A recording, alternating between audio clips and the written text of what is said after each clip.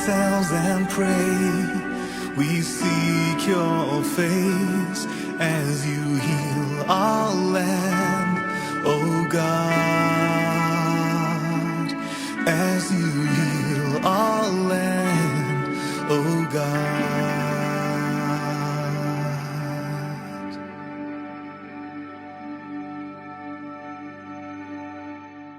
सबको नमस्ते। आइए आज हम लूक उसका 15 अध्याय फिर से एक बार पढ़ेंगे। लूक उसका 15 एक वचन से हम पढ़ने जा रहे हैं। लूक सुसमाचार उसका 15 अध्याय एक वचन से। आइए हम साथ मिलकर पढ़ेंगे। सब चुंगी लेने वाले और पापी उसके पास आया करते थे ताकि उसकी सुने, पर फरीसी और शास्त्री कुड़कुड़ा कर कहने लगे, यह तो पापियों से मिलता है और उनके साथ खाता भी है। तब उसने उनसे यह दृष्टांत कहा, तुम में से कौन है जिसकी 100 भेड़ें हों और उनमें से एक खो जाए तो 99 को छोड़कर जंगल में छोड़कर उस खोई हुई को जब तक वो मिल न जाए खोजता न रहे, और जब वो मिल जाती है तब वो बड़े आनंद से उसे कंधे पर उठा लेता है और घर में आकर मित्रों और पड़ोसियों को इकट्ठा करके कहता है, मेरे साथ आनंद करो क्योंकि मेरी खोई हुई भेड़ मिल गई है। मैं तुमसे कहता हूं कि इसी रीति से एक मन फिराने वाले पापी के विषय में भी स्वर्ग में इतना ही आनंद होगा जितना कि 99 ऐसे धर्मियों के विषय में नहीं होता जिसे मन फिराने की आवश्यकता नहीं। मैंने 7 वचन तक पढ़ा। तो आज मैं आप लोगों के साथ मन फिराने वाले पापी के बारे में बोलना चाहता हूँ। तो कई बार लोग मन फिराने वाला पापी ऐसा जब सुनते हैं तो उन लोगों को लगता है कि हाँ, मैंने पापों की क्षमा की प्रार्थना करनी चाहिए कि हे परमेश्वर, मैंने पाप किया, ये पाप को मुझे क्षमा कर दो। ये बोलना मन फिराने की प्रार्थना है, लोग ऐसे सोचते हैं। इसके लिए लोग जब शुरू से ही चर्च जाना शुरू करते हैं तो जिंदगी में पहली बार वो लोग जो शुरू की प्रार्थना करते हैं वो प्रार्थना कैसी होती है, ज्यादातर, मैं ये नहीं बोल रहा हूँ कि सभी जगह पे, लेकिन ज्यादातर लोग कैसी प्रार्थना करवाते हैं, वो प्रार्थना वो ऐसे कराते हैं, हे परमेश्वर, मैं पापी हूँ, मैं पाप में जन्मा, मैंने पाप किया, मेरे पाप आप क्षमा कर दो और आप मेरे हृदय में आ जाओ, मेरे प्रभु और मेरे परमेश्वर बन जाओ। ये सबसे पहले वो लोग यीशु को ग्रहण करने के बारे में ऐसा बोलते हैं और पापों से मन फिराने के बारे में लोग ऐसा समझते हैं। तो यहाँ पे समस्या क्या है, शुरू से ही जब लोगों को मन फिराव के बारे में ठीक रीति से मालूम नहीं है और विश्वास के बारे में ठीक रीति से मालूम नहीं है, ना तो उनके आत्मिक जीवन में उन्होंने कभी मन फिराव किया और ना ही उनके आत्मिक जीवन में उन्होंने सच्चा विश्वास पाया। तो जब लोगों को सच्चा मन फिराव और पापों की क्षमा सही रीति से समझ में नहीं आता तो उसका सबसे पहला सिम्टम्स क्या है, वो जीवन भर पापी के पापी ही रह जाते हैं। वो यीशु पे विश्वास करने से पहले भी पापी, यीशु पर विश्वास करने के बाद भी पापी, पापों की क्षमा मांगने से पहले भी पापी, पापों की क्षमा मांगने के बाद भी पापी। वो पापी के पापी रह जाते हैं और वो फिर एल्डर पापी बन जाते हैं, फिर डिक्कन पापी बन जाते हैं, फिर पास्टर पापी बन जाते हैं, फिर मिशनरी पापी बन जाते हैं और जितनों को सिखाएंगे सबको भी पापी ही बना के रखेंगे। इस प्रकार से वो लोग पापियों का एक जमाव बना लेते हैं जिसको वो चर्च का नाम देते हैं। असलियत में एक पापी लोग जहां इकट्ठे होते हैं मसीह यीशु के नाम से, वो पापियों का एकीकरण है, उसको हम चर्च नहीं कह सकते हैं। चर्च मसीह की देह है और मसीह की देह पाप की देह नहीं है। तो चर्च मसीह की देह है और उसकी देह पवित्र है। तो उद्धार पाए हुए लोग जो यीशु के लहू से धुलाए गए हैं, धर्मी और पवित्र ठहराए गए हैं, उन लोगों का इकट्ठा होना, उद्धार पाए हुए लोगों का इकट्ठा होना, मतलब जो पापी से धर्मी बने हैं, जो पापी से नए सिरे से जन्म पाके वो परमेश्वर की संतान होने का अधिकार पाए हैं, जो लोग पवित्र बने हुए हैं, उनका एकीकरण को मसीह का देह कहा गया है। मतलब पवित्र लोगों का समाज बोला गया है उसको। मसीह का देह मतलब पवित्र लोगों का समाज बोला गया है। प्रेरितों के कामों में उद्धार पाए हुए लोगों को प्रभु कलीसिया से जोड़ देता है, ऐसा लिखा हुआ है। तो इस संसार में 2 प्रकार की कलीसियाएं होती है, एक पापी लोगों की कलीसिया होती है और एक पवित्र लोगों की कलीसिया होती है। तो पापी लोगों की कलीसिया में सबके सब पापी पाए जाते हैं, लेकिन पवित्र लोगों की कलीसिया में प्रभु जिनको अपने लहू से पवित्र होने का विश्वास देता है, जो लोग धर्मी और पवित्र ठहराए गए, वो लोग इकट्ठे होते हैं और इनका एक आत्मिक जीवन होता है। और ये आत्मिक जीवन जो वो लोग जी रहे होते हैं, जैसे जैसे लोग उद्धार पाते हैं, उद्धार पाए हुए लोगों को प्रभु ऐसी कलीसिया से जोड़ता है।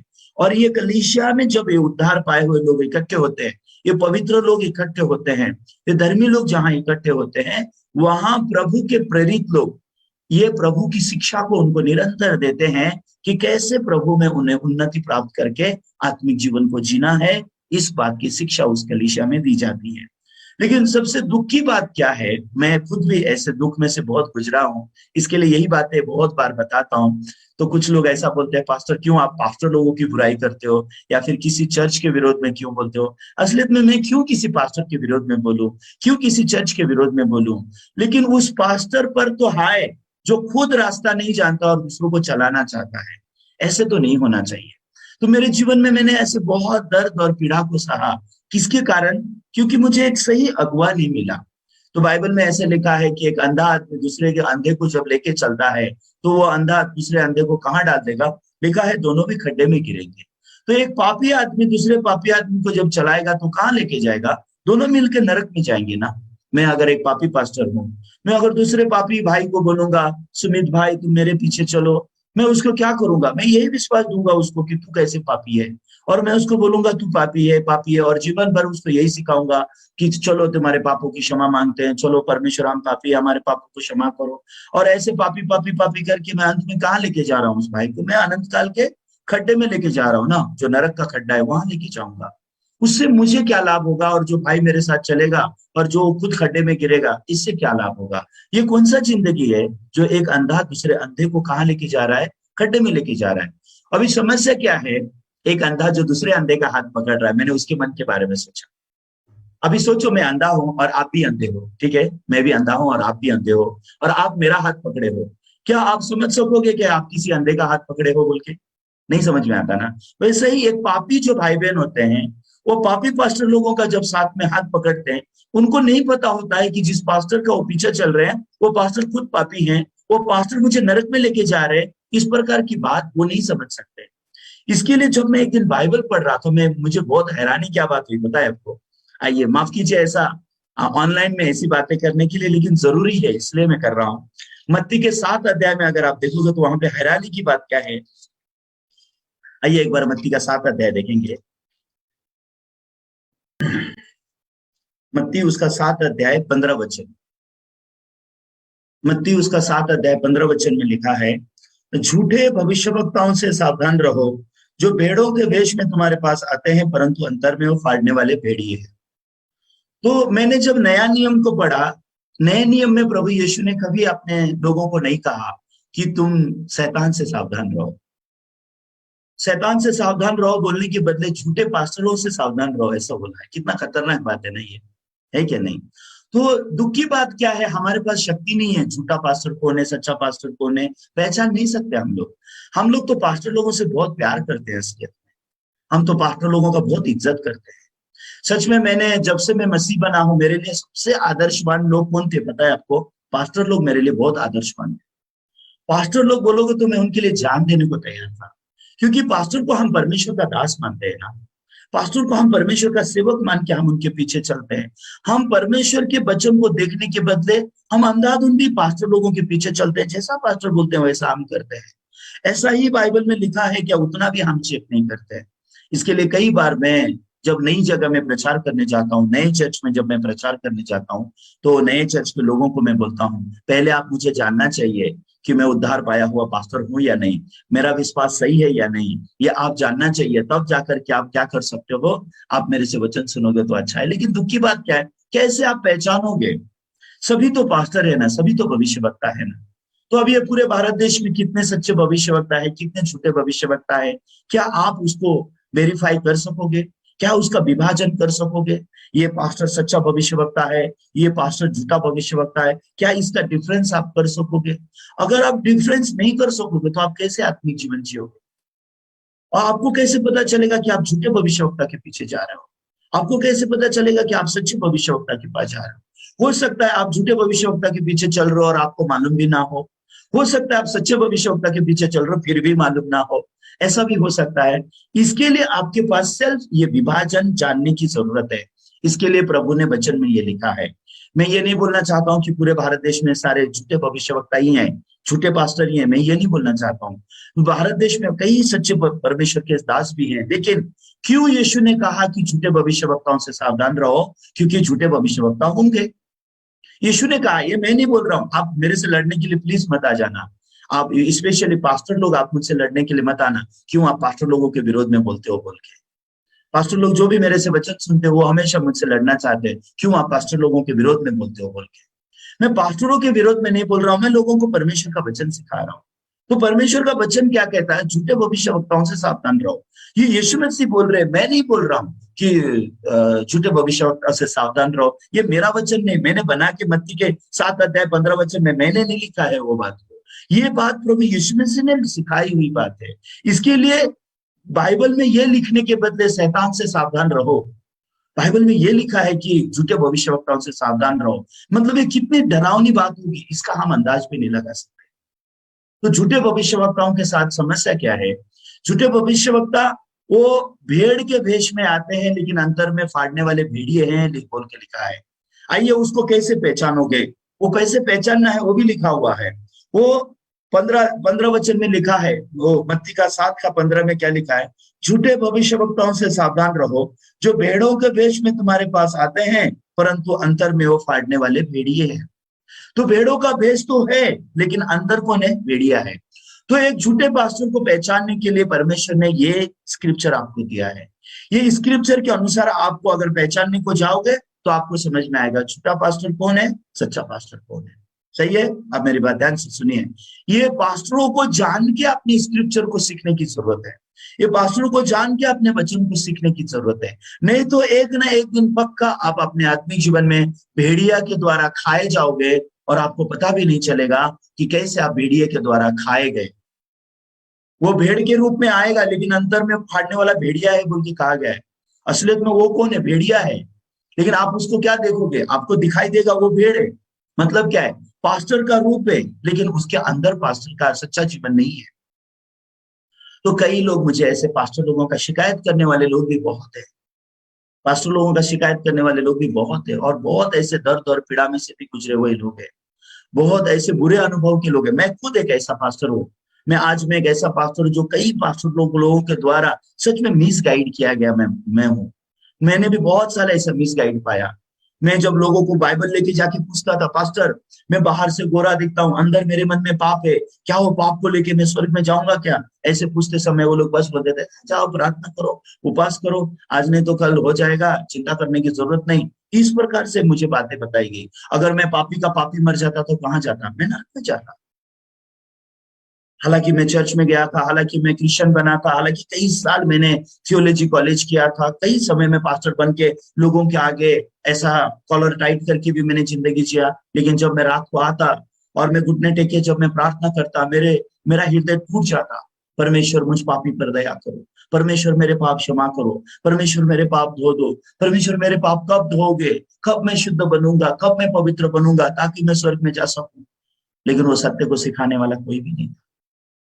ये ऐसा नहीं है कि मैं अंधा हूं इतना ही समस्या है, वो मुझे चला रहा है वो भी अगर अंधा है तो बहुत बड़ी समस्या है। मैं पापी हूं इतना ही समस्या नहीं है, मेरी अगुवाई करने वाला पास्टर अगर नहीं जानता कि पापों की क्षमा कैसे पाई जाती है, एक पापी कैसे धर्मी बन सकता है, एक पापी कैसे पवित्र बन सकता है, एक पापी कैसे नए सिरे से जन्म पा सकता है, अगर मैं जिस पास्टर की अगुवाई में चल रहा हूँ वो पास्टर खुद नहीं जानता तो मैं कहाँ से उस बात को जानूंगा? ये बात बहुत बहुत गंभीरता की बात है। तो मत्ती की पुस्तक में यीशु मसीह ने जब हमको सिखाया झूठे भविष्यवक्ताओं से सावधान रहो, ये सिखाते समय क्या कहा? वो भेड़ों के रूप में होंगे, लेकिन अंतर वो फाड़ने वाले भेड़िए होंगे। ओके, तो यीशु मसीह ने एक वचन में सब कुछ एक्सप्लेन कर दिया है। अभी आपको यहाँ सोचने की जरूरत है, ये झूठा भविष्यवक्ता कैसा होगा? भेड़ का भेष होगा। तो बाइबल में भेड़ किसको कहा गया पता है आपको? संतों को भेड़ कहा गया है, संत लोग। ओके, बाइबल में भेड़ मतलब कौन है? संत, संतों को। भेड़ मतलब नए सिरे से जन्म पाए हुए इंसान को बाइबल में भेड़ कहा गया है। दूसरे शब्दों में भेड़ मतलब एक धर्मी आदमी है जिसने यीशु मसीह के लहू से नए सिरे से जन्म पाया है, और ये अब और पापी ना रहा, ये धर्मी बन चुका है, ये पवित्र बन चुका है, ये संत है। इसके हृदय में ईश्वर का आत्मा वास करता है, और इसको बाइबल में संत कहा गया है, दूसरे शब्दों में इसको भेड़ कहा गया है। आप समझ रहे हैं? इसलिए मत्ती के 25 अध्याय में भी यीशु मसीह कहते हैं कि न्याय के दिन में उनके दाहिने और बाएं दो प्रकार के लोग बैठेंगे। बाएं दाहिने वाले लोगों को भेड़ कहा गया है, बाएं वाले लोगों को बकरियां कहा गया है। तो दाहिने वाले को संत कहा गया है, इनको धर्मी कहा गया है, और कहा गया है कि धर्मी लोग स्वर्ग के राज्य में सूर्य के समान चमकेंगे। तो एक इंसान जो माँ के गर्भ से पाप में जन्मा, पापी बन के, इसने सच्चा मन फिराव और विश्वास को पाके, नए सिरे से जन्म पाके, एक धर्मी और पवित्र परमेश्वर का संतान कहला के संत कहलाता है वो। ये भेड़ कहा गया है बाइबल में। तो भेड़िया किसको कहा गया है? भेड़िया, भेड़िया वो है जो फाड़ के खाता है। इसका मतलब क्या है? मेरी आत्मा को नरक में लेके जाने वाले को भेड़िया कहा गया है। मेरी आत्मा जो नरक में नाश के लिए, विनाश के लिए लेके जाएगा, उसको भेड़िया कहा गया है। वो एक पापी इंसान होता है, वो एक पापी पास्टर होता है, जो बाहर से तो संतों का भेष धारण करेगा, हाथ में बाइबल लेगा, चर्च को ही जाएगा, बाइबल ही सिखाएगा, लेकिन वो जब सिखाता है तो वो क्या सिखाता है? तुम पापी हो, यही सिखाएगा, ताकि अंत में आप कहां पे जाओ? नरक में जाओ। हालांकि आपके प्रभु ने आपके पाप धोए हैं, हालांकि आपके प्रभु आपके पाप को लेके क्रूस पे मरे हैं, हालांकि आपके प्रभु ने आपको पवित्र किया है, लेकिन वो पास्टर आपको एक ही चीज सिखाएंगे। क्या सिखाएंगे? तुम पापी ही हो, ऐसे सिखाएंगे। तो इसके लिए यीशु मसीह ने उनको पहचानने को कहा गया है। कैसे पहचानने को कहा है? उनके फलों से तुम उन्हें पहचान लोगे बोल के कहा गया है। उनके फलों से तुम उन्हें पहचान लोगे। इसका मतलब क्या है? अभी जो भेड़ का रूप है लेकिन है भेड़िया, उसका फल क्या होगा? भेड़ का रूप है लेकिन है भेड़िया। जब उसका बच्चा पैदा होगा, उसका बच्चा मतलब फल, तो उसका बच्चा जब पैदा होगा तो वो बच्चा भेड़िया पैदा होगा या भेड़ पैदा होगा? जो भेड़िया है, भेड़ का रूप धारण किया है, उसका बच्चा जब पैदा होगा वो भेड़ पैदा होगा या भेड़िया पैदा होगा? वो भेड़िया पैदा होगा, भेड़ पैदा नहीं होगा। इसका मतलब क्या है? चर्च मेंबर को आप जांचो, आप पास्टर को नहीं जान सकते, क्योंकि पास्टर तो जानते हैं उनका रूप कैसे धारण करना है। चर्च मेंबर से जाके आप मिलो, वो चर्च मेंबर को जाके पूछो, आपने कब नए सिरे से जन्म पाया? आप कब धर्मी बने? आप कब पवित्र बने? बाइबल में लिखा है कि पवित्रता के बिना कोई परमेश्वर को देख नहीं सकता। बाइबल में लिखा है कि धर्मी लोग स्वर्ग के राज्य में सूर्य के समान चमकेंगे। आप पापी से धर्मी कब बने? जो चर्च को आप बिलोंग करते हो, जो चर्च में आप जाते हो, वो चर्च में सारे मेंबर पापी हैं या मेंबर पवित्र हैं, धर्मी हैं? वो मेंबर ने नए सिर से जन्म पाया। इसके लिए उनके फलों से पहचानोगे। मतलब क्या है? आप चर्च के मेंबर लोगों के द्वारा पास्टर को पहचान सकते हो कि पास्टर उद्धार पाए हुए हैं या नहीं है, पास्टर सच में नए सिरे से जन्म पाए हैं या नहीं है, वो पास्टर के द्वारा कोई इंसान उद्धार पाता है या नहीं है। ये आप कब जान सकोगे? आप मेंबर के द्वारा जान सकोगे। क्यों? क्योंकि पास्टर ने तो धर्मी होने का चोगा पहन लिया है, पास्टर ने तो भेड़ होने का चोगा पहन लिया है, अंदर तो पास्टर भेड़िया है। इसका मतलब क्या है? वो पापी है, अंदर तो पापी है, लेकिन वो आपको भनक लगने नहीं देगा, वो आपको जानने नहीं देगा। वो लोग हमेशा हाथ में बाइबल लेंगे, हमेशा प्रार्थना में रहेंगे, हमेशा दूसरों को बाइबल सिखाएंगे, हमेशा दूसरों को परमेश्वर के बारे में सिखाएंगे, लेकिन उनका चर्च का मेंबर एक भी धर्मी नहीं होगा। मतलब जो भेड़ का रूप धारण करता है, अंदर भेड़िया है, वो जितने भी बच्चे पैदा करेगा वो भेड़ियों को ही पैदा करेगा, वो भेड़ को पैदा करेगा। वैसे एक पापी पास्टर के कलीसिया में एक भी धर्मी नहीं पाए जाएंगे। वो यही सिखाएगा, एक भी धर्मी नहीं, कोई धर्मी नहीं, वो वहीं अटक के रह जाएगा। आप समझ रहे? वो ये स्क्रिप्चर को बताएगा। कौन सा स्क्रिप्चर? रोमियो उसका 3 अध्याय 10 वचन को दिखाएगा। कोई धर्मी नहीं, एक भी धर्मी नहीं, वो वहीं अटक के रह जाएगा। और रोमियो के 3 अध्याय 23 वचन में अटक के रह जाएगा। सबने पाप किया, सब परमेश्वर की महिमा से रहित है। वो इंसान वहीं रहता है। लेकिन जिसके दिल में यीशु आता है वो मुफ्त में धर्मी बनने का रास्ता जानता है। जिसके दिल में रोमियो उसका 3 अध्याय 24 वचन आता है, परंतु उस अनुग्रह के द्वारा जो मसीह यीशु में छुटकारा है, उस छुटकारे के द्वारा सेंत मेंत धर्मी ठहराए जाते हैं। जिस पास्टर के दिल में यीशु आता है वो सेंत मेंत धर्मी ठहरा हुआ होता है।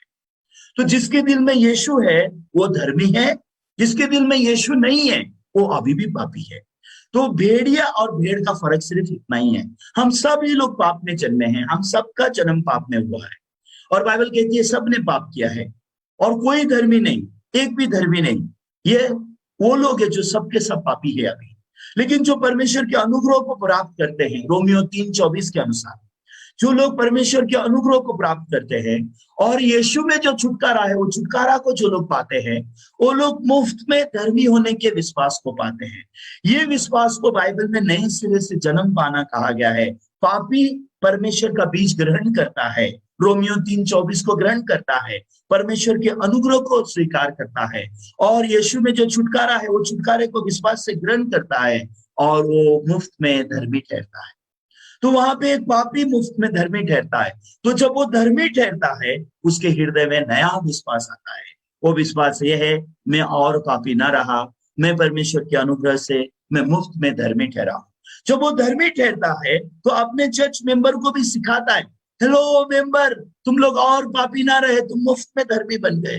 वो अपने मेंबर को तब तक सुसमाचार प्रचार करते रहता है जब तक उसका मेंबर पापी से धर्मी नहीं बन जाता। इसको बाइबल में उद्धार कहा गया है, उसको नए सिरे से जन्म कहा गया है। तो जब भी मैं हमारे भाई बहनों को मिलता हूँ, मैं उनसे हमेशा एक ही पूछता हूँ, आपने उद्धार पाया, आपने नए सिरे से जन्म पाया? तो कल भी मैं हमारे एक परिवार इन दिनों में जुड़ा हुआ है वचन सुनने के लिए, निपुल गोरो बोल के एक परिवार है। तो भाई के घर में कल मैं विजिट किया था। तो मैं घर में जाकर के मैंने ये नहीं पूछा आप लोग अच्छे हो या अच्छे नहीं हो, आप लोग के खाने पीने के लिए ठीक है कि नहीं, आपका नौकरी ठीक है कि नहीं, आपका परिवार कैसे चल रहा है, ये नहीं पूछा। मैंने उनको जाके क्या पूछा, आपने उद्धार पाया कि नहीं, आप धर्मी बने कि नहीं, आप अभी भी पापी हो या धर्मी हो? तो उस समय में वो निपुल गोरो ब्रदर हो अपने मन को बांट रहे थे। हाँ पास्टर, सच में मैं नहीं जानता था मैं धर्मी हूँ, मैं नहीं जानता था, लेकिन वचन सुनने के बाद मुझे समझ में आया।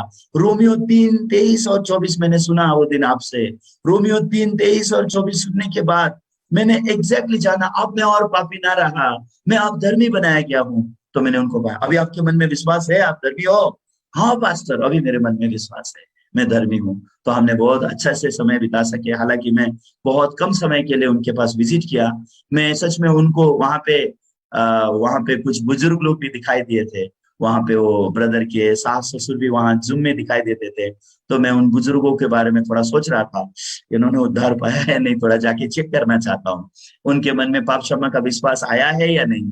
क्योंकि एक पास्टर होने के नाते अगर सच में मेरा उद्धार हुआ है, अगर मैं पापी पास्टर नहीं हूँ, अगर मैं सच में उद्धार पाया हुआ पास्टर हूँ, अगर मैं सच में मेरे बाहर भी भेड़ है अंदर भी भेड़ है, तो मेरे अंदर का भेड़ मतलब कौन है? वो यीशु है, वो भेड़ों का महान रखवाला। वो यीशु जो मेरे अंदर है, वो यीशु दूसरे का उद्धार की चिंता करता है। ऐसा नहीं कि मैं किसी के उद्धार की चिंता करता हूँ।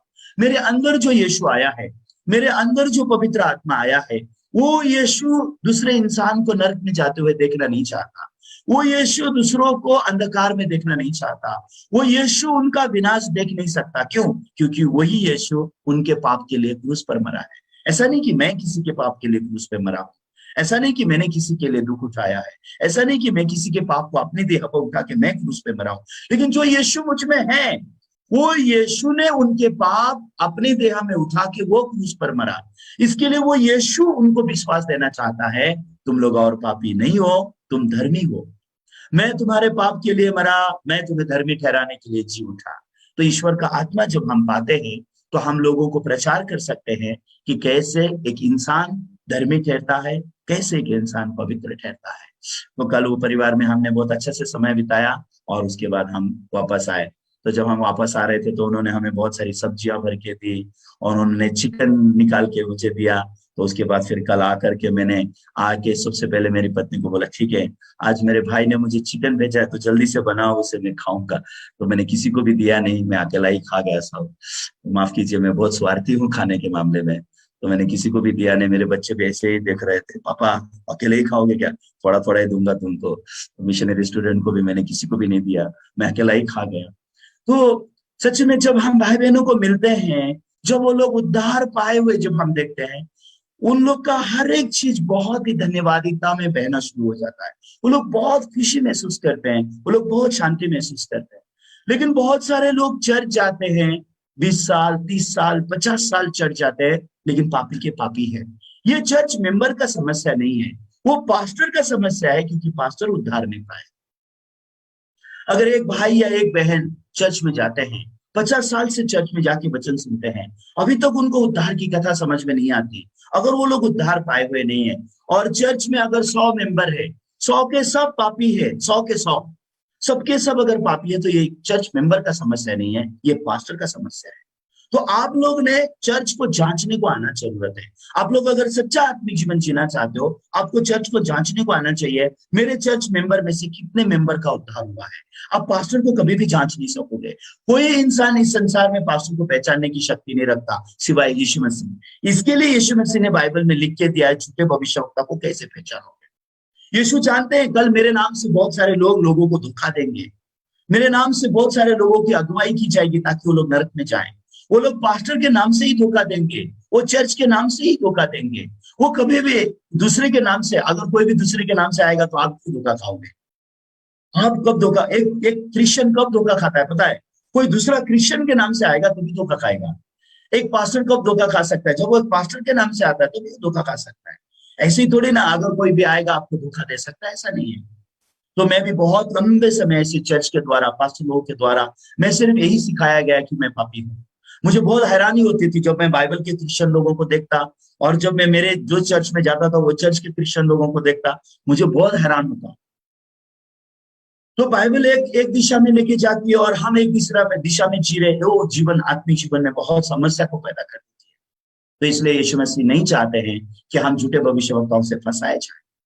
लेकिन आपको सच्चे पास्टर जानने की जरूरत है, और सच्चे पास्टर सच में इनके द्वारा कोई इंसान उद्धार पा रहा है। सच में हमारे चर्च में लोग उद्धार पाते हैं। सच में हमारे पास्टर यीशु के पवित्र आत्मा से हमारी अगुवाई कर रहे हैं। सच में हम नरक से बचाए गए हैं। क्या सच में आज हमारे मन में निश्चित विश्वास है कि हम स्वर्ग जाएंगे?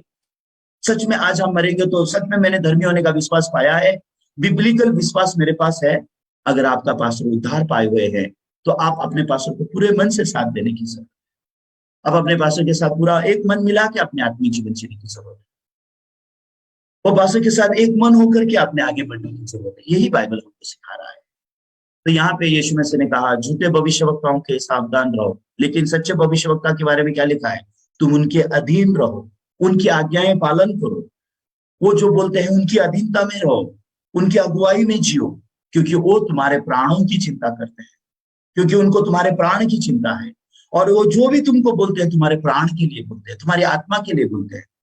तो हमारी कलीसिया में भी हम भाई बहनों को बहुत डांटते हैं, उनको दिशा देते हैं, बहुत सारी बातें करते हैं, लेकिन हम उनके आत्मिक जीवन के लिए करते हैं। तो मैं ये नहीं बोलना चाहता हूँ कि पूरे भारत देश में मैं अकेला ही ये सुसमाचार को ठीक रीति से जानता हूं, मैं ऐसी बातें नहीं बोल रहा हूं। लेकिन आपने सच्चा और झूठा भविष्यवक्ता को पहचानना है अगर आप आत्मिक जीवन जीना चाहते हो तो। ये यीशु मसीह की शिक्षा है। तो झूठे भविष्यवक्ता को कैसे पहचानोगे? उसके फल से। फल मतलब ये नहीं ये झगड़ा करता है कि नहीं। बहुत सारे लोग फल मतलब ये सोचते हैं, उनके फलों से पहचान लोगे मतलब वो लोग सोचते हैं कि वो कोई अगर पास्टर आपस में झगड़ा करते हैं क्या नहीं, या फिर वो लोग पैसे के लोभी है या नहीं। इस प्रकार के फल से पहचान नहीं सकोगे। फल से पहचानना मतलब क्या है? भेड़ के वेश में भेड़िया है, उसका फल क्या होगा? भेड़िया होगा। समझ में आ रहा है? एक पापी पास्टर के मेंबर कैसे होंगे? पापी के पापी होंगे। 100 मेंबर है तो भी 100 के 100 मेंबर पापी होंगे। अगर 100 मेंबर में से अगर 10 मेंबर भी धर्मी हैं तो वो पास्टर उद्धार पाया हुआ पास्टर है। तो बाकी के 90 लोगों ने वहां रह के उद्धार पालेंगे, उद्धार पालेंगे। क्यों? क्योंकि पास्टर उद्धार पाए हुए हैं। तो कभी कभी हमारे मेंबर हमको बहुत ही ऐसे बोलते हैं, पास्टर हमेशा पापों की क्षमा का क्यों प्रचार करते हो? हमेशा नए सिरे से जन्म का ही क्यों प्रचार करते हो? क्यों धर्मी हो धर्मी हो धर्मी हो यही प्रचार करते हो? आप दूसरा भी तो प्रचार करो। ऐसे कुछ कुछ मेंबर हमको ऐसा भी बोलते हैं। लेकिन हमारे पास 2 चैनल होता है। एक चैनल है जिसमें हम पापों की क्षमा का प्रचार कंटिन्यू करते हैं। दूसरा चैनल है हम उद्धार पाए हुए लोगों ने कैसे जीवन जीना है उसका भी प्रचार करते हैं। ऐसा नहीं है कि जो लोग उद्धार पाए हैं उनको हम ऐसे ही छोड़ देते, ऐसा नहीं। उद्धार पाने के बाद का जीवन कैसे जिया जाता है वो भी हम सिखाते हैं। लेकिन जो हमारे मेन चैनल, जो भी हमारे ऑनलाइन चैनल चलते हैं, उसमें हम सटीकता से पापों की क्षमा और रहस्य से जन्म का रहस्य सिखाते हैं। उसका मेन कारण ये है कि बहुत सारे लोग उद्धार पाए हुए नहीं है। बहुत सारे लोगों को सुसमाचार पता नहीं होता, इसके लिए उन्होंने सुसमाचार को सटीकता से जानने की जरूरत है। तो मत्ती का 7 अध्याय में प्रभु ने सटीकता से समझाया, वो भेड़ों के भेष में होंगे लेकिन अंदर वो भेड़िए होंगे।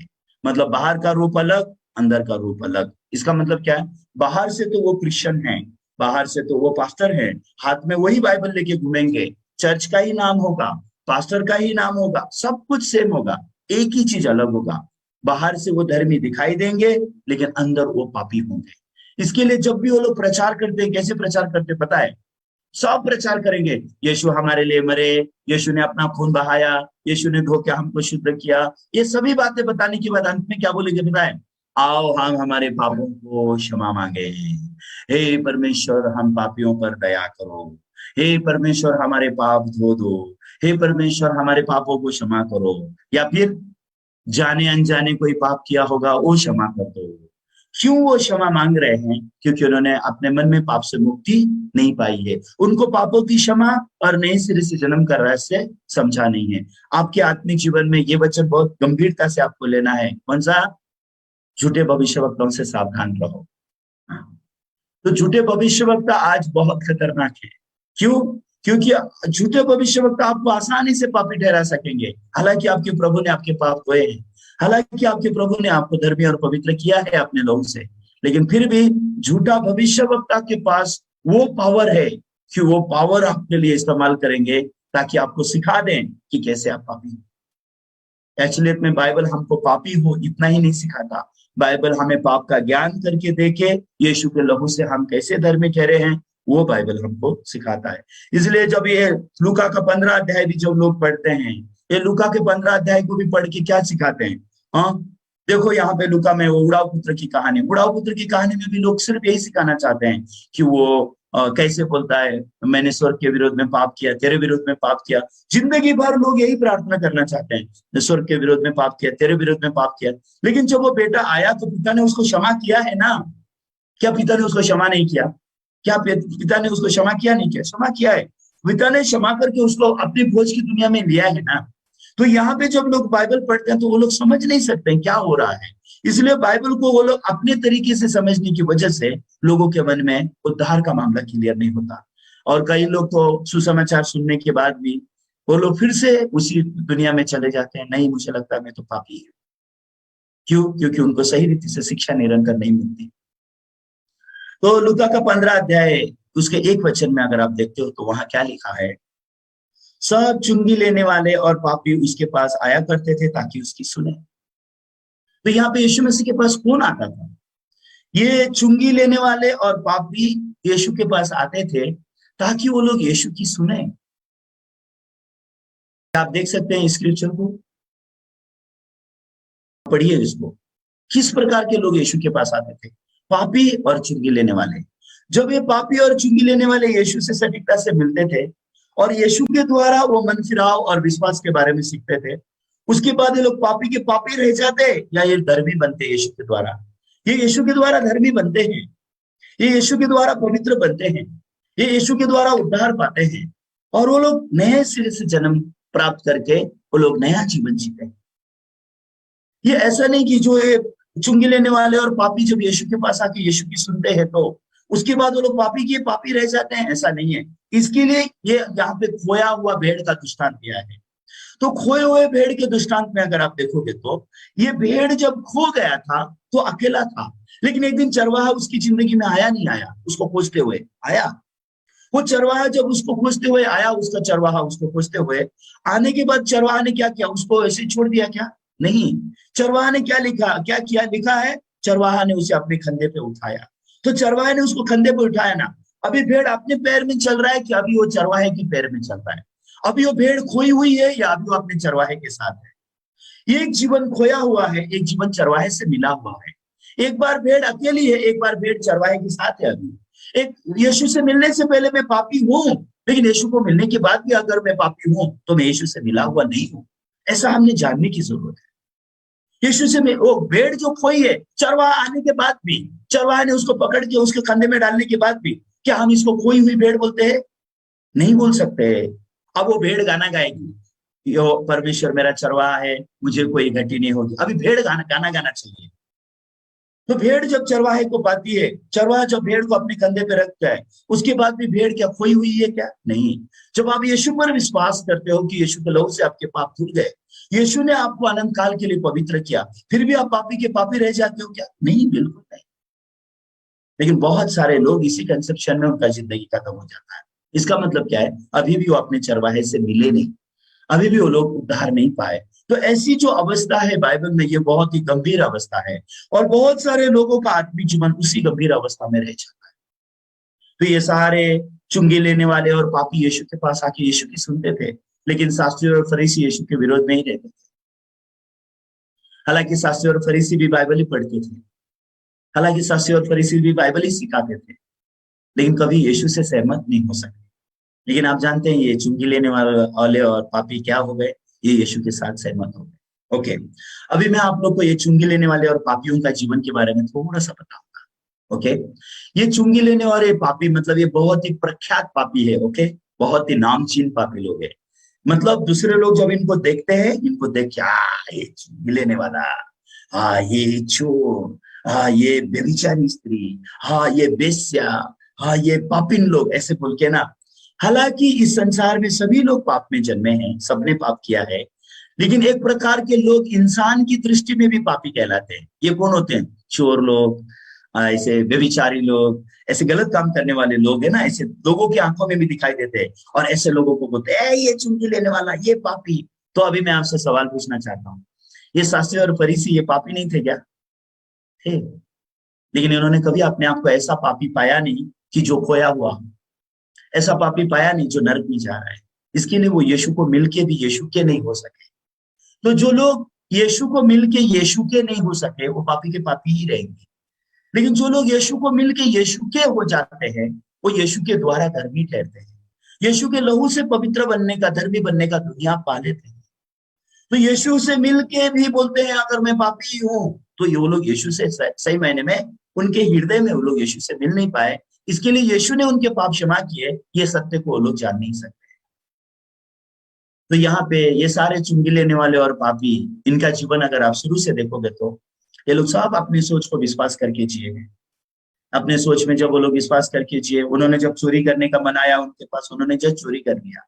उनको जब चुंगी लेने का मन आया, चुंगी ले लिया। उनको व्यभिचार करने का मन आया, व्यभिचार कर लिया। इसलिए तो लोग बेस्या बन गए ना। लोग बेस्या क्यों बनते हैं? क्यों लोग बेस्या बनते हैं? बेस्या बनने वाले लोगों में क्या कैरेक्टर है आप जानते हैं? उनके मन में एक सोच आता है, हाँ ये आदमी बहुत अच्छा है, चलो मैं उसके पीछे चला जाऊं। चलो ये लड़का बहुत अच्छा है, उसके पीछे चले जाओ। हाँ ये अभी अच्छा नहीं लग रहा है, चलो इसको छोड़ के मैं दूसरे के पीछे चले जाऊं। चोरी करने वाले लोग भी तो ऐसे ही है ना। हाँ चलो चोरी करूंगा, क्या फर्क पड़ेगा, कौन है कौन नहीं है, दुनिया में कौन बुरा नहीं है। ऐसे कर करके ये लोग कौन बन गए? चुंगी लेने वाले और पापी, फेमस बन गए। लेकिन ऐसे समय में उन्होंने अपने जीवन में क्या जाना आप जानते हैं? हाँ हमारा बस हमारे ऊपर नहीं चलता, हम बहुत घिनौने हो गए हैं, हमने हमारा जीवन बहुत बुरा जिया है। हाँ हम लोग, हमारे जैसे घृणित लोग कैसे स्वर्ग में जा सकते हैं, हमारे जैसे पापी लोग कैसे? क्यों? इन्होंने अपने पाप कर्म को देखा। किन्होंने? ये चुंगी लेने वाले और पापियों ने। ये चुंगी लेने वाले और पापी लोगों ने अपने पाप कर्मों को अपने जीवन में देखा कि वो लोग कितना पाप करते हैं। तो पाप करने के दौरान हम लोग क्या जान सके? हाँ सच में हम लोग पापी लोग हैं, हाँ सच में हमने पाप किया है, सच में हम नरक में जाएंगे, हम कैसे स्वर्ग में जा सकते हैं, हमारा उद्धार कैसे हो सकता है। ये लोग तड़पते थे अपने पाप में, ये पाप ना करने की कोशिश करते थे, लेकिन ये पाप के गुलाम थे, पाप किए बिना नहीं रह सकते थे। इसके लिए जब ये लोग सुनते थे ना, यीशु पापियों को उनके पापों से उद्धार करने के लिए आया, यीशु पापियों को छुड़ाने के लिए आया, यीशु पापों से मुक्ति देता है, तो ये लोग यीशु के पीछे आने लगे और यीशु की क्या करने लगे? सुनने लगे। यीशु क्या प्रचार करता है, यीशु का संदेश क्या है, ये प्रचार क्या प्रचार करता है, ये पापों की क्षमा क्या है, नए सिरे से जन्म क्या है, उद्धार पाया जा सकता है, पाप से मुक्ति मिलती है। हाँ चलो चलो चलो, ए चोर इधर आ, इधर आ, हे चोर इधर आ, इधर आ, ए पापी इधर आ, इधर आ, पाप से छुटकारा पाना है, इधर आ, चलो यीशु के पास जाएंगे। यीशु का प्रचार करते हैं, सुनते हैं, सारे पापी लोग इकट्ठा हो जाते थे और वो लोग यीशु का वचन सुनते थे। क्यों आप जानते हैं? क्योंकि यीशु पापियों को मन फिराव का शिक्षा देते थे। यीशु पापियों को सिखाते थे मन फिराव मतलब क्या है, मन फिराव क्या है। तो यीशु इस संसार में हमें मन फिराव के लिए सिखाने के लिए आए हैं। यीशु हमें मन फिराव की ओर लेके जाते हैं। ऐसे लिखा है रोमियो की पुस्तक में, परमेश्वर की दया तुम्हें मन फिराव को सिखाती है। ये परमेश्वर की दया यीशु मसीह के द्वारा प्रकट होती है। यीशु मसीह जब एक इंसान की जिंदगी में आते हैं, वो मन फिराव सिखाते हैं। रियल रिपेंटेंस, सच्चा पश्चाताप क्या है? सच्चा पश्चाताप यीशु सिखाए बिना हम नहीं सीख सकते। यीशु हमारे जीवन में आके हमें मन फिराव को सिखाते हैं। तो यीशु इन पापियों को सिखाते थे, हे, तूने चोरी क्यों किया जानता है? तेरे मन में एक सोच आया, चोरी करूंगा तो कोई नहीं पकड़ेगा। तूने चोरी किया, सही है? हाँ सही है। तूने व्यभिचार क्यों किया? तू जानता है? तेरे मन में एक सोच आया, व्यभिचार करूंगा, किसी को पता नहीं चलेगा, कोई मुझे देखने वाला नहीं है, हाँ कोई समस्या नहीं है। ये सोच तेरे अंदर डालने वाला कौन है? वो शैतान है। तुझे चोरी करने के सिखाने वाला कौन है? शैतान है। तो मन फिराओ मतलब क्या है? तुम्हारे मन से आने वाले सोच पर विश्वास मत करो, क्योंकि तुम्हारे मन में जो भी हो निरंतर बुरा है। इसके लिए जब यीशु लोगों को मन के बारे में सिखाते थे, इंसान के मन से क्या आता है वो सिखाते थे। अगर आप मरकुस की पुस्तक 7 अध्याय देखोगे तो यीशु कैसे सिखाते हैं वो थोड़ा देखेंगे। आइए मरकुस उसका 7 अध्याय देखेंगे। मरकुस उसका 7 अध्याय 20 वचन से हम पढ़ेंगे। मैं मार्क चैप्टर 7 फ्रॉम वर्स 20। तो यीशु जब लोगों को सिखाते थे, मरकुस का 7 अध्याय 20 वचन में अगर आप देखोगे तो वहां लिखा है, यीशु लोगों को मन के अंदर से आने वाली बातों के बारे में सिखाते थे। मार्क चैप्टर 7 वर्स 20, आइए साथ पढ़ेंगे। फिर उसने कहा, जो मनुष्य में से निकलता है वही मनुष्य को अशुद्ध करता है, क्योंकि भीतर से अर्थात मनुष्य के मन से बुरे बुरे विचार, व्यभिचार, चोरी, हत्या, परस्त्रीगमन, लोभ, दुष्टता, छल, लुचपन, कुदृष्टि, निंदा, अभिमान और मूर्खता निकलती है। ये सब बुरी बातें भीतर ही से निकलती है और मनुष्य को अशुद्ध करती है। तो जब यीशु मसीह मनुष्य को सिखाते हैं तो क्या सिखाते हैं? मनुष्य के मन के बारे में सिखाते हैं, और इस मन से फिरो और परमेश्वर की वचन को सिखाते हैं। तो यीशु मसीह जब सिखाते हैं तो किस तरीके से सिखाते हैं? यीशु मसीह जब सिखाते हैं तो कैसे सिखाते हैं? इस तरीके से सिखाते हैं। यीशु मसीह ये नहीं सिखाते तुम बुरा विचार नहीं करो, तुम व्यभिचार मत करो, तुम चोरी मत करो, तुम झूठ मत बोलो, तुम ये मत करो, ये नहीं सिखाते। यीशु मसीह सिखाते हैं तो क्या सिखाते हैं? ये सब कुछ का उगम सिखाते हैं, उगम। जब यीशु मसीह सिखाते हैं तो क्या सिखाते हैं? उगम सिखाते हैं, उगम। ये सारी बुराइयां कहां से आती है? इंसान के मन से। व्यभिचार का सोच कहाँ है? इंसान के मन के अंदर है। चोरी करने का सोच कहाँ है? इंसान के मन के अंदर है। सारी बुराई और दुष्टता कहाँ भरी है? इंसान के मन के अंदर भरी है। तो पश्चाताप मतलब क्या है? व्यभिचार नहीं करूंगा, चोरी नहीं करूंगा, झूठ नहीं बोलूंगा, ये पश्चाताप नहीं है। ये परमेश्वर मैंने चोरी किया, मैंने झूठ किया, बोला, मेरे पाप को क्षमा करो, ये पश्चाताप नहीं है। पश्चाताप मतलब क्या है? ये मन, जिस मन के अंदर कोई अच्छाई नहीं है, ये मन जिसमें सिर्फ बुराई भरी हुई है, ये मन जिसमें सिर्फ निरंतर बुरे सोच भरे हैं, ये मन से फिरो और यीशु मसीह के मन को स्वीकार करो। तुम्हारा मन भ्रष्ट हो चुका है, तुम अपने मन को फेंक दो। दूसरे शब्दों में, अपने मन पर भरोसा मत करो। इस मन पे भरोसा मत करो जिस मन में से बुरे सोच आ रहे हैं। इस मन पे भरोसा मत करो जिस मन से व्यभिचार निकल रहा है।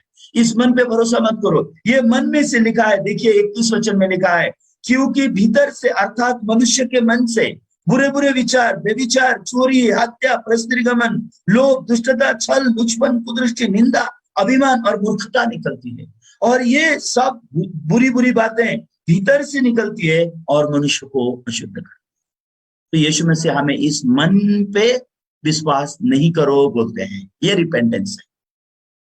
क्यों? क्योंकि उत्पत्ति के 3 अध्याय में हमने शैतान को हमारे मन में स्वीकार किया है। उत्पत्ति के 3 अध्याय से हमारे मन पे डेरा किसका हो गया? शैतान का हो गया। उस समय से शैतान हमारे मन से व्यवहार करता है। आप जानते हैं कैन ने अपने भाई हबील का खून क्यों किया? क्योंकि उसके मन में वो दुष्ट था। क्यों लोग अभी मर्डर क्यों किया? कैन ने क्यों खून किया? कैन खून करके पापी हुआ, या कैन अपने मन पे भरोसा करके खून किया? कैन अपने मन पे भरोसा करके खून किया। तो खून करके कैन पापी नहीं बना। कैन पाप में जन्मा था, कैन पापी था, इसके लिए कैन ने पाप किया, मतलब खून किया। तो अगर खून नहीं करेगा तो क्या स्वर्ग चला जाएगा कैन? नहीं। तो लोग क्या चोरी नहीं करेंगे तो स्वर्ग चले जाएंगे? क्या लोग झूठ नहीं बोलेंगे तो स्वर्ग चले जाएंगे? क्या बाइबल सिखाती है? मन फिराओ और सुसमाचार पर विश्वास करो। इसका मतलब क्या है? तुम अब और अपने मन पे भरोसा मत करो, क्योंकि तुम्हारा मन भ्रष्ट हो चुका है। तुम्हारा मन धोखेबाज है, तुम्हारे मन से जो भी आ रहा है वो निरंतर बुरा है। इसके लिए अपने मन का सहारा मत लो, अपने मन पे विश्वास मत करो, अपने मन से आने वाले सोच पर विश्वास मत करो, परमेश्वर के सुसमाचार पर विश्वास करो, यीशु मसीह के वचन पर विश्वास करो। यीशु मसीह ने तुम्हारे पाप क्रूस पर खत्म कर दिए, यीशु ने तुम्हारे पाप को धो दिया, यीशु तुम्हारे पाप का जिम्मेदार बने, यीशु तुम्हारे पाप को लेकर के क्रूस पर बलिदान हुए, उनके क्रूस की मृत्यु के द्वारा तुम्हारे पाप की सजा मौत दे दी गई, यीशु के लहू के द्वारा तुम धर्मी ठहराए गए।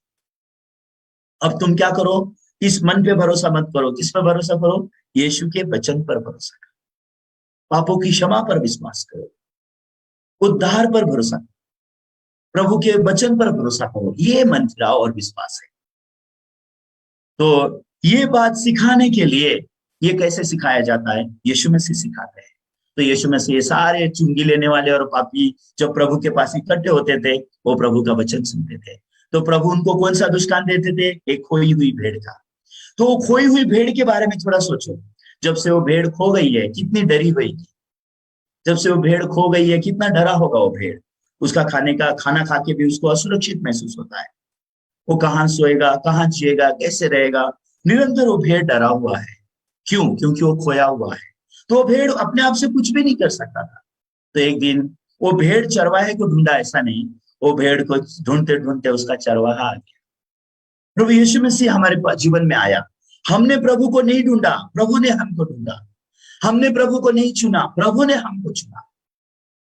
हमने पापों की क्षमा के लिए प्रभु से दुहाई नहीं दी, हे प्रभु मैं नरक में जा रहा हूँ, स्वर्ग छोड़ के पृथ्वी में आ जाओ और मेरे पाप को लेके क्रूस पे मरो। आपने कभी ऐसी प्रार्थना की है? जब भी प्रार्थना करते हो, पैसे दे दो, घर दे दो, जमीन दे दो, ये दे दो, वो दे दो। प्रभु मैं नरक में जा रहा हूँ, मैं नरक में जा रहा हूँ, मुझे नरक से बचाओ, ऐसे थोड़ी आप बोलते हो। आपको तो खाली ये दुनिया में आपको अच्छे से जीना है। आप तो ये दुनिया में ऐसे जीना चाहते हो जैसे कि ये दुनिया तो आपको छोड़नी ही नहीं है। ये दुनिया तो ऐसा लगता है ये हमेशा का आपका घर है, इसके लिए यहीं और घर बनाना चाहते हो, यहीं और सोने और चांदी इकट्ठा करना चाहते हो, यहीं और अच्छा से अच्छा नौकरी और अच्छा से अच्छा बिजनेस करना चाहते हो। आप भूल बैठे हो कि आप ये संसार में बाहरी और परदेसी हो। आपको पता नहीं है कि आप अपने घर लौट के जाना है, आपका घर स्वर्ग में है। ये सब चीजें आपको कोई लेना देना ही नहीं है। तो आप जब भी प्रार्थना करोगे, प्रभु बस मुझे i20 गाड़ी दे दीजिए, प्रभु बस मुझे आप चर्च का जमीन दे दीजिए, प्रभु 4 व्हीलर नहीं तो 2 व्हीलर तो दे दीजिए, प्रभु हाँ अच्छा मोबाइल नहीं तो हाँ थोड़ा सा सादा मोबाइल तो दे दीजिए। आपकी प्रार्थनाएं अगर देखी जाएगी तो ऐसी ही है। आप और मैं, कौन सोचता है कि हम लोग भटके हुए हैं? नहीं है, हमको पता भी नहीं है हम भटके हुए हैं। लेकिन प्रभु हमको भटकी हुई भेड़ बोलता है। हमने प्रभु को छोड़ा है आदाम में, हम अभी प्रभु को छोड़े हुए नहीं है। हाँ, हमने आदाम में प्रभु को छोड़ा है। आदाम में प्रभु को छोड़ने के कारण हम इस संसार में बिना ईश्वर की जिंदगी जिए। इसलिए हम, हमारे बाइबल क्या कहती है, आशाहीन और ईश्वर रहित। हमारे बारे में ऐसा कहा है, आशाहीन और ईश्वर रहित। हमको ऐसा बताना है। हम ऐसे खोए हुए भेड़, ऐसे भेड़ों को ढूंढते हुए कौन आता है? ये यीशु मसीह आता है। तो यीशु उन पापियों को प्रचार करते समय क्या सिखा रहे हैं? तुमने पाप क्यों किया? क्योंकि मैं तुम्हारे साथ नहीं था। भेड़ खोई क्यों? क्योंकि चरवाहा ने खो दिया, चरवाहे से अलग हो गई भेड़। जिसने खोया है वो अपनी खोई हुई भेड़ को ढूंढता है, जिसने खोया है उसको दर्द होता है। जब भेड़ अलग होती है तो सिर्फ भेड़ को दर्द नहीं होता है, चरवाहे को भी बहुत दुख होता है। अकेला भेड़ तड़पती है ऐसा नहीं, चरवाहा भी तड़पता है। इसके लिए तो चरवाहा ढूंढता है। जो आप नरक में जाते हो तो क्या आप अकेले दर्द में रहते हो? नहीं, परमेश्वर खुद दर्द में रहता है, क्योंकि आप परमेश्वर के अंश हो। तो जब आप नरक में जा रहे हो तो सिर्फ आपको दर्द होगा ऐसा नहीं, परमेश्वर को भी दर्द होता है। इसके लिए तो परमेश्वर मनुष्य बन के इस संसार में आता है। इसके लिए तो आपके पाप को अपने ऊपर उठा के वो क्रूस पे मरता है। इसके लिए तो आपके पाप की सजा वो चुकाता है। इसके लिए तो आपके पाप को वो अपने खून से धोता है। इसलिए लिखा है कि मैं सच्चा चरवाहा हूं जो अपनी भेड़ों के लिए अपना प्राण देता हूं। तो यीशु मसीह वो सच्चा चरवाहा है जो अपने भेड़ों के लिए अपना प्राण देता है, और अपना प्राण दे के वो हमको विनाश से बचाता है। वो उसकी मृत्यु के द्वारा हमारे पाप की सजा खत्म करता है, और अपने लहू से हमारे पाप को धो के हमको धर्मी बनाता है। ये सच्चे चरवाहा ने किए हुए काम है। ये वचन आपके मन में प्रवेश करने की जरूरत है। तो मैं सच में आशा करता हूं ये लूका का 15 अध्याय ये सच्चे मन फिराव और विश्वास के बारे में आपको सीखने के लिए मदद करे। हालांकि ये सच्चा मन फिराव और विश्वास सीखने के लिए आगे भी बहुत सारे दृष्टांत थे। प्रभु ने बहुत, लूका के 15 अध्याय में बहुत सारे दृष्टांत दिए। हम एक एक करके बात करेंगे। कल भी हम बात करेंगे ये मन फिराव और विश्वास के बारे में, क्योंकि एक ही दिन में सभी बात में आपको एक्सप्लेन करके खत्म नहीं होता, क्योंकि पूरा बाइबल का कंसेप्ट ही वही है। हमने मन फिराव और सच्चे विश्वास को प्रवेश करना है। हमारे पास सच्चा मन फिराव और सच्चा विश्वास होने की जरूरत है। सच्चे मन फिराव और सच्चे विश्वास के बिना हम स्वर्ग राज्य को देख नहीं सकते।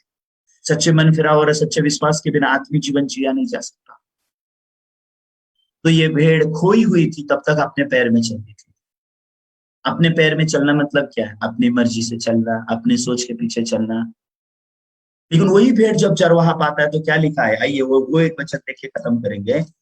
आपको समझ में आया कि मनुष्य के मन के बारे में? मनुष्य के मन में निरंतर बुराई भरी है, ये समझ में आया? ये मन को सुधारो। अरे मन में बुरे विचार मत लाओ, ये पश्चाताप नहीं है। ओके, मत कोशिश करना मन में बुरे विचार लाने की कोशिश मत करना। जितने बुरे विचार नहीं लाने की कोशिश करोगे उतने बुरे विचार आएंगे। वो मन को छोड़ो मत, उसको छोड़ दो। वो करप्ट है, वो भ्रष्ट है, इसके लिए उसको धोखेबाज लिखा है। बहुत भाई बहन आते मेरे पास, पास्टर मेरा मन में से इतना बुराई क्यों है, मेरे मन में इतने बुरे विचार क्यों है? ऐसे ही तो लिखा है बाइबल में, तुम्हारे मन में सिर्फ बुराई आती है बोलते हैं। लेकिन लोग मानते ही नहीं है। लोगों को लगता है कि तुम्हारे मन में बुराई आती है मतलब मेरे मन में बुरा सोच नहीं आना चाहिए। वो सोचते हैं, ऐसा नहीं है। आपके मन में बुरे सोच नहीं आएंगे, ऐसा एक भी दिन नहीं होगा। निरंतर बुरा ही आएगा। तो पश्चाताप मतलब क्या है? उसको विश्वास नहीं करना मतलब पश्चाताप। आमीन।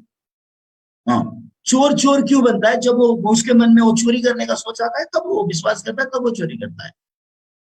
तो हमने विश्वास मतलब क्या है? तुम्हारे मन में सिर्फ बुराई है, इसके लिए उस मन के सहारे मत जियो, उस मन पे भरोसा मत करो। किस पे भरोसा करो? प्रभु यीशु मसीह के वचन पर भरोसा करो। प्रभु यीशु क्या कहते हैं? उस सत्य पर भरोसा करो। तो वो सत्य क्या कहता है? प्रभु अपने लहू से हमारे पाप को धो के हमको धर्मी बनाया, उसको विश्वास करो।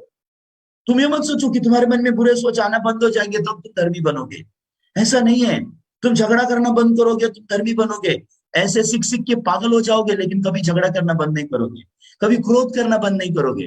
कभी बंद करके तो कोशिश तो करो। जो लोग बोलते हैं हाँ मैं झूठ नहीं बोलूंगा बोल के बोलने वाले लोग ना, वो सबसे बड़े झूठे हैं।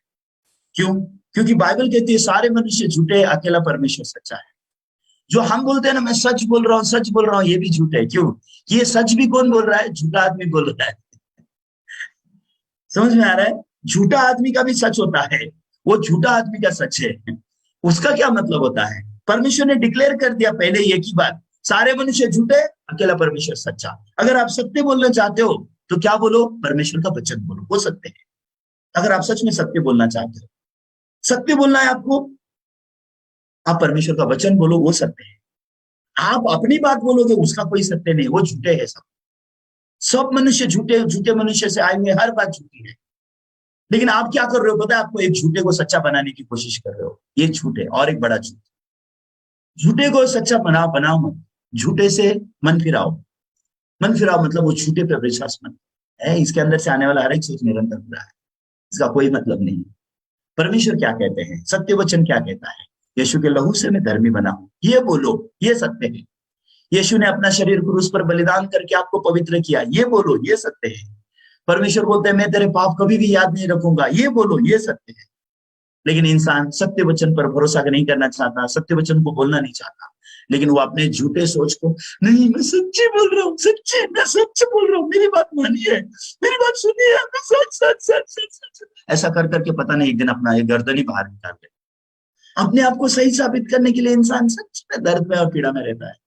आप कितना भी खुद को सही साबित करने की कोशिश करो, परमेश्वर एक ही चीज आपको सिखाएगा, सारे मनुष्य झूठे हैं, अकेला परमेश्वर सच्चा है। इसलिए सच्चे परमेश्वर पर विश्वास कर। परमेश्वर का हर एक वचन सत्य है, उसको ताया गया है, वो कभी झूठ नहीं है। वो सत्य वचन पर विश्वास कर। अगर मैंने सत्य बोलना है तो क्या करना है? परमेश्वर के वचन को बोलना है, वो सत्य बोलना है। अगर मैं सत्य पे चलना है मतलब क्या है?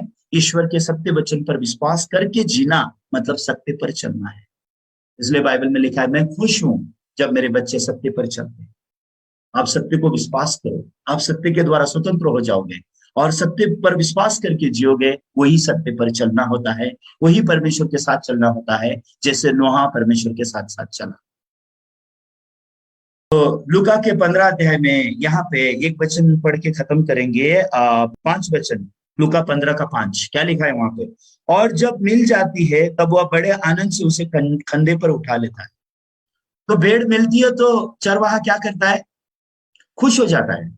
वाह, हाँ मेरी खोई हुई भेड़ मुझे मिल गई। चरवाहा बहुत खुश होता है, लेकिन आनंद होता है चरवाहे को। भेड़ आनंदित होती है नहीं लिखा है।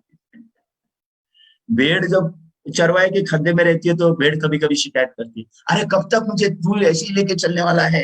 हाँ कब तक तू जब देखो तब वचन प्रचार करते रहता है, कितना तेरा वचन सुनने का, जब देखो तब वचन ही प्रचार करता है, जब देखो तब वचन ही प्रचार करता है। अरे कभी तो मुझे भटकने दे, कभी तो मुझे उधर जाने दे, कभी तो मुझे उधर जाने दे। भेड़ ऐसे सोच रख सकती है, लेकिन ठीक है। क्यों? क्योंकि भेड़ कहाँ है? चरवाहे के खड्डे में। ये उद्धार पाया हुआ जीवन है। उद्धार पाया हुआ इंसान परमेश्वर के वचन के द्वारा पकड़ा जाता है। उद्धार पाया हुआ इंसान प्रभु के वचन के द्वारा चलाया जाता है। प्रभु उसके जीवन की अगुवाई करता है। ऐसा नहीं कि वो भटकी हुई भेड़ सुधर जाती है, बदल जाती है, ठीक हो जाती है, ऐसी बातें नहीं है। वो भेड़ क्या है? वो पहले अपने पैर में चलती थी, अभी भेड़ किसके पैर में चलती है? चरवाहे के पैर में चल रही है। क्यों? क्योंकि भेड़ अभी चरवाहे के कंधे पे है। ये फर्क है। आप समझ रहे हैं इस बात को? हम धर्मी यीशु मसीह के लहू से बनते हैं, हमारे अच्छाई से, हमारे परिवर्तन से नहीं। हम पवित्र यीशु के बलिदान से बने हैं, हमारी अच्छाई से नहीं, हमारे परिवर्तन से। तो इसके लिए आज मैंने आप लोग को मत्ती के 7 अध्याय से झूठे भविष्यवक्ताओं से कैसे सावधान रहो उसके बारे में बताया। तो झूठा भविष्यवक्ता क्या सिखाएगा? झूठा भविष्यवक्ता यही सिखाएगा, तुम अगर स्वर्ग में जाना चाहते हो पाप मत करो, असल काम करो, असल असल काम करो, अच्छे अच्छे काम करो, हाँ अच्छे अच्छे काम करो, उपवास करो तब स्वर्ग जाओगे, प्रार्थना करो तब स्वर्ग जाओगे, दान दो बहुत सारा तब स्वर्ग जाओगे, बिल्कुल बुराई नहीं करना चाहिए तब तुम स्वर्ग। ये सारे किसका शिक्षा है? शास्त्री और फरीसियों का शिक्षा है। ये यीशु मसीह की शिक्षा नहीं। यीशु मसीह पापियों को उद्धार देता है और अपने कंधे में लेके चलता है। वो अच्छा जीवन मनुष्य का जिया हुआ अच्छा जीवन नहीं है, वो यीशु के पैरों में चला हुआ जीवन। परमेश्वर का वचन जब हमको चलाता है, वो राह जो चलाई जाती है, ये हमारी इच्छा की राह नहीं है, ये प्रभु की इच्छा की राह है।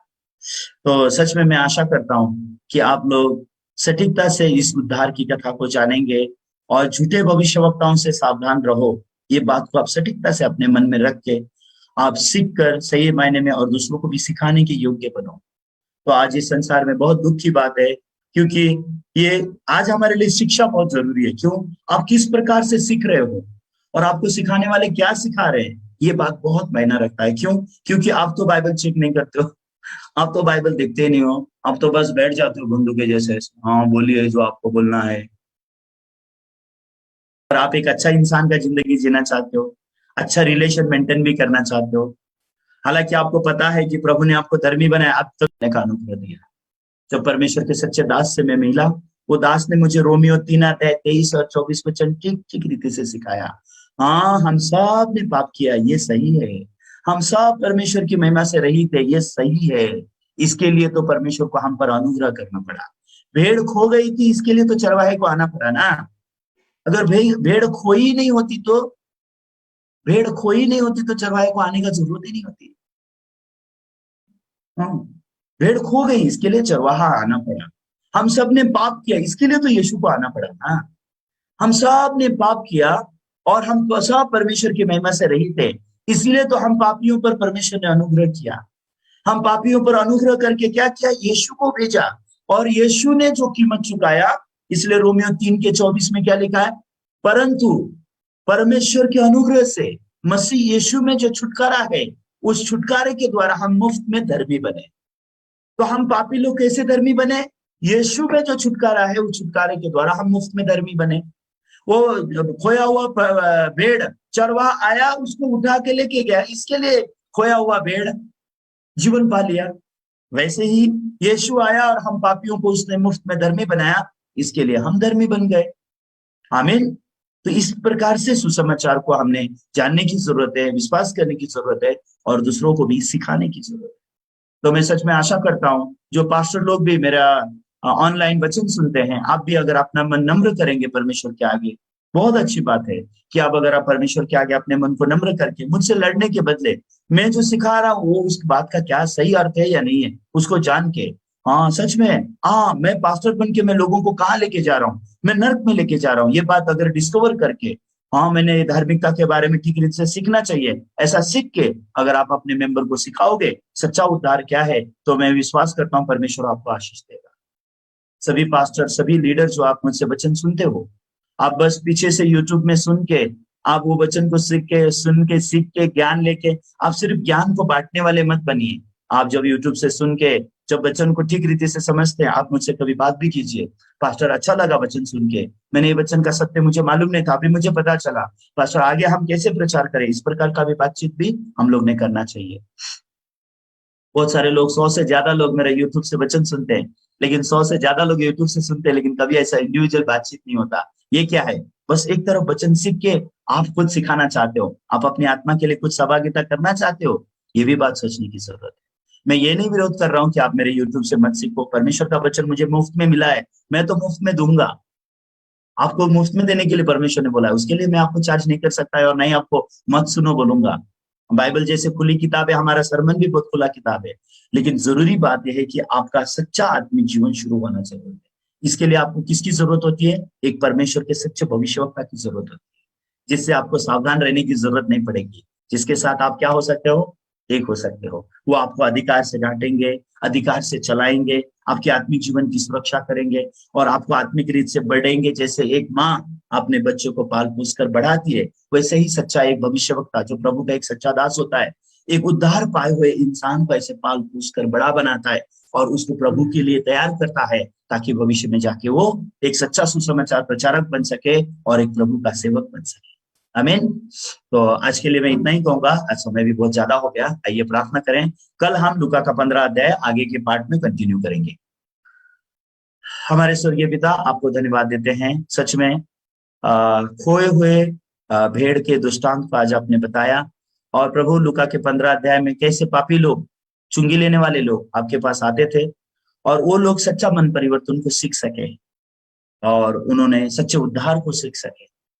प्रभु सच में शास्त्री और फरीसी लोग सिर्फ यीशु से लड़ाई करते रह गए, और हालांकि वो लोग बाइबल को बहुत सारे पढ़े और दूसरों को भी पढ़ाया, लेकिन खुद का पाप कभी डिस्कवर नहीं कर सके। खुद वो लोग खोए हुए भेड़ है वो कभी डिस्कवर नहीं कर सके। इसके लिए उनके जीवन में चरवाहा आकर भी उन्होंने सिर्फ चरवाहे को अपमान किया, उन्होंने चरवाहे को लात मारा। आज बहुत सारे मसीह लोग हैं, हालांकि प्रभु उनके पाप को क्रूस पर खत्म करके उनको धर्मी और पवित्र बनाया, लेकिन उस प्रभु के प्रेम का अपमान कर वो प्रभु के लहू को अपमान करके अपने आप को पापी ठहरा कर, अपने आप को पापी घोषित करके जीवन भर पापी के पापी रहने वाले लोग भी बहुत ज्यादा है, जैसे शास्त्री और फरीसी लोग। लेकिन ऐसे भी लोग हैं जिन्होंने अपने पाप को जाना है कि हाँ सच में हम पाप में जन्मे, हमने पाप किया, हम पाप किए हैं तो हम पक्का नरक में जाएंगे। इस प्रकार का न्याय लोगों के मन में आए हुए लोग भी है। वो लोग ने प्रभु के आगे नम्र होकर के ये सुसमाचार के वचन को सुना है और सुसमाचार के वचन पर विश्वास करके मुफ्त में धर्मी बनने का रास्ता भी उन्होंने पाया है। और प्रभु उन्होंने मन फिरा के प्रभु यीशु के सुसमाचार पर विश्वास करके एक पापी कैसे बिना मूल्य धर्मी ठहरता है, वो बिना मूल्य धर्मी बन गए। जैसे वो खोई हुई भेड़, उसको चरवाहा उठा के अपने कंधे पे रख सका, वैसे ही प्रभु आपके वचन ने उनके धर्मी होने का विश्वास दिया। वैसे ही प्रभु आपके वचन ने उनको उठा लिया, पाप के दलदल से आपके वचन ने उनको उठाया, पापी होने के सोच से प्रभु आपके वचन ने उनको बाहर निकाला, और प्रभु आपके वचन ने उन्हें धरे रखा है। जैसे चरवाहा भेड़ को अपने कंधे पर उठाए रखता है, वैसे ही प्रभु आपका वचन उनको धरे रखता है और आपका वचन उनको सिखाता है कि अब तुम और पापी ना रहे। तुम्हारे प्रभु ने तुम्हारे पाप का कीमत मौत चुका दिया है, तुम्हारे प्रभु ने अपने लहू से उनके पाप धो के तुमको धर्मी बनाया है। तुम्हारा प्रभु तुम्हारा पाप कभी भी याद नहीं करता। ऐसे वचन के द्वारा आप उनके हृदय को उठाए रखते हो, उनके मन में विश्वास बनाए रखते हो और आप उनको चलाते हो। ये देखकर हमारा मन बहुत धन्यवादित है। ये प्रभु, ये भारत देश पर अनुग्रह कीजिए और हमारे नेपाल देश पर अनुग्रह कीजिए। हमारे जो भाई बहन हमसे जुड़े हुए हैं, इनके ऊपर दया कीजिए। इन्हें सच्चा सुसमाचार कैसे स्थिरता से चलाता है ये देखने दीजिए, जानने दीजिए, और जैसे एक चरवाहा अपने भेड़ को उठाए लिए चलता है, वैसे ही प्रभु का वचन कैसे मेरे हृदय को उठाए लिए चलता है, ये सच्चा अनुभव उनके जीवन में होने दीजिए। और कई लोगों के लिए उद्धार का इनको कारण बनने दीजिए। यीशु मसीह के पवित्र नाम से मैंने प्रार्थना किया।